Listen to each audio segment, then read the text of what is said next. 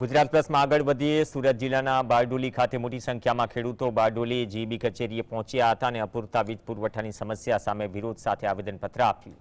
બારડોલી નગર ખેડૂત સમાજના નેતૃત્વમાં થયેલા વિરોધમાં કહ્યું કે શેરડીના પાકને હાલ પાણીની ચાતી જરૂર હોવા છતાં જીબી દ્વારા પૂરતો વીજ પુરવઠો મળતો નથી। તેમણે આક્ષેપ કર્યો કે સવારે 8 થી રાત્રે 8 સુધીનો વીજ પુરવઠાનો સમય નક્કી છતાં પૂરતી વીજળી આપવામાં આવતી નથી।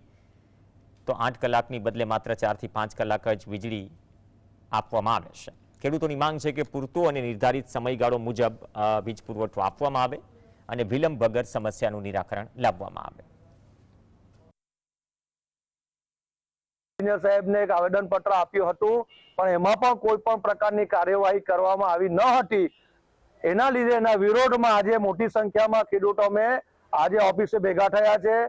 સાહેબશ્રીને ડેપ્યુટી એન્જિનિયરને લેખિતમાં આજે અમે લીધું છે કે આવનારા 3 દિવસમાં રોટેશન પ્રમાણે પાવર શરૂ થઈ જશે અને કાયમી ધોરણે પણ આ વસ્તુનો નિકાલ થશે। જો ન થાય તો અમે આ રીતે જ મોટી સંખ્યામાં ગાંધી ચીડિયા માર્ગે અહીંયા આંદોલન કરીશું।